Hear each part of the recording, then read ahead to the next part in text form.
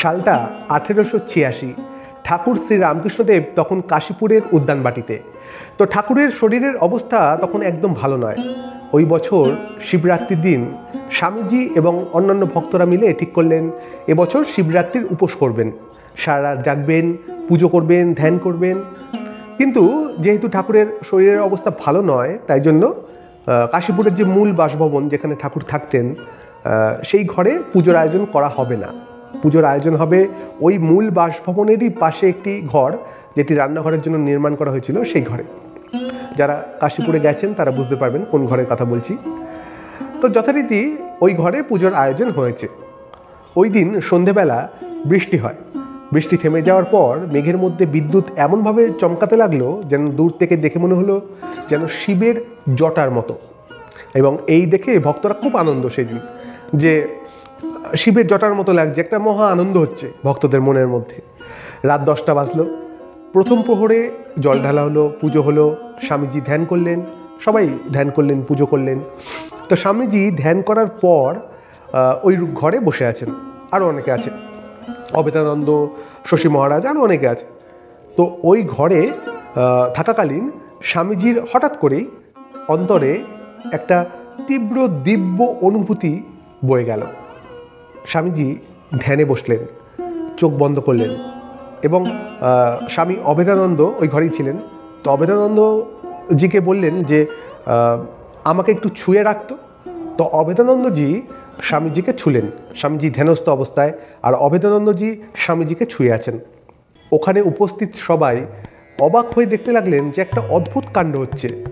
অভেদানন্দজি স্বামীজিকে যখন ছুঁয়ে আছে তখন তিনি কেঁপে কেঁপে উঠছেন, তার হাত অনবরত কাঁপতে লাগছে।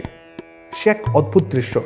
তো 1-2 মিনিট ওভাবে থাকার পর স্বামীজি বললেন, ব্যাস হয়েছে, চোখ খোল, এবার বল কি অনুভব করলি। তো অভেদানন্দজি বলছেন যে একটা ব্যাটারি, ইলেকট্রিক ব্যাটারির কথা বলছেন, যে একটা ব্যাটারি ছুঁয়ে রাখলে ঠিক যেরকম তরঙ্গ চলে যায় ভিতর থেকে, সেই রকম তরঙ্গ যাচ্ছিল, আর আমার হাত অনবরত কাঁপছিল, এইরকম একটা অনুভব করলাম আমি। ওখানে উপস্থিত আর একজন ভক্ত অভেদানন্দজিকে আস্তে আস্তে জিজ্ঞাসা করলেন যে আচ্ছা, তুমি স্বামীজিকে ছুঁয়ে তুমি ওরকম কাঁপছিলে কেন? তখন অভেদানন্দজি বলছেন যে আমি চেষ্টা করেছিলাম থামাতে নিজেকে, কিন্তু পারিনি, আমি পারছিলাম না, আমি আপনা আপনি কাঁপছিলাম। তো এই ঘটনাটি ঘটলো, কিন্তু তারপর কেউ আর বেশি এই নিয়ে কথা বললো না। যথারীতি পুজোয় যে যার মতন ব্যস্ত হয়ে পড়লো সবাই।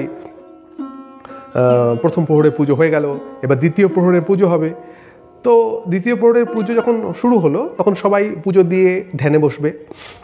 তো ধ্যানে যখন বসলো তখন সবাই দেখছে কি যে অভেদানন্দজি ধ্যান যে করছে তিনি একদম বাহ্যজ্ঞান শূন্য হয়ে যাচ্ছেন। তার মাথা, তার ঘাড়, গলা সব বেঁকে যাচ্ছেন, তিনি একদম আড়ষ্ট হয়ে যাচ্ছেন। আমাদের শরৎ মহারাজ তো লিখছেন যে এরকমভাবে তাকে ধ্যান করতে আমরা এর আগে কখনো দেখিনি।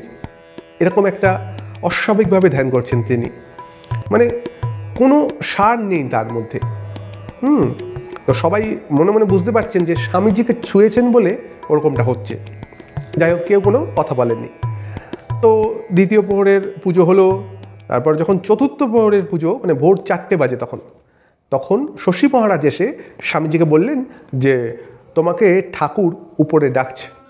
তো যথারীতি স্বামীজি শশী মহারাজকে নিয়ে উপরে গেলেন ঠাকুরের সাথে দেখা করতে। তো যাওয়ার সাথে সাথেই ঠাকুর স্বামীজিকে দেখেই বলে উঠলেন, কি রে, জমতে না জমতেই খরচ, আগে ঠিক করে জমতে দে, তারপর কিভাবে কোথায় খরচ করতে হবে সব বুঝতে পারবি, মা সব বুঝিয়ে দেবেন।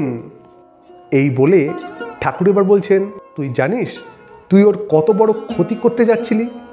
ও একটা ভাব নিয়ে ছিল এতদিন, আর তুই ও সব ভাব নষ্ট করে দিলি, ওর মধ্যে নতুন ভাব উদয় করলি। যাই হোক, যা হওয়ার হয়ে গেছে, এরমটা আর হট করে ওর সাথে করিস নে, ওর কপাল ভালো, ও বেঁচে গেল। স্বামীজি মাথা নিচু করে এই ভৎসনা আশীর্বাদ স্বরূপ শুনছেন।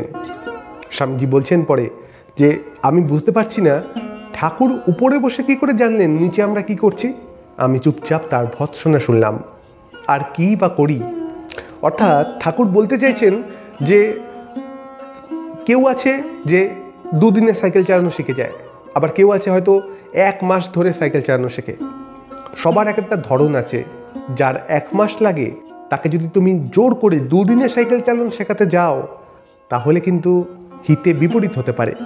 ঠিক সেরকমই অভেদানন্দজি একটা ভাব নিয়ে ধীরে ধীরে তার লক্ষ্যের দিকে এগোচ্ছে, কিন্তু হঠাৎ করে স্বামীজি যে পরিবর্তন, যে অদ্বৈতবাদের ছোঁয়া স্পর্শ তার মধ্যে প্রকাশ করালেন, সেইটি নিতে পারা অনেক কঠিন ব্যাপার। তাই স্বামীজিকে ডেকে সাবধান করলেন। যা পরে স্বামীজি বললেন ভৎসনা, তার ভৎসনা আমি মাথা নিচু করে শুনলাম। গরুর ভৎসনা তো আশীর্বাদ স্বরূপ। আজ এইটুকুই, ভালো থাকবেন, ধন্যবাদ।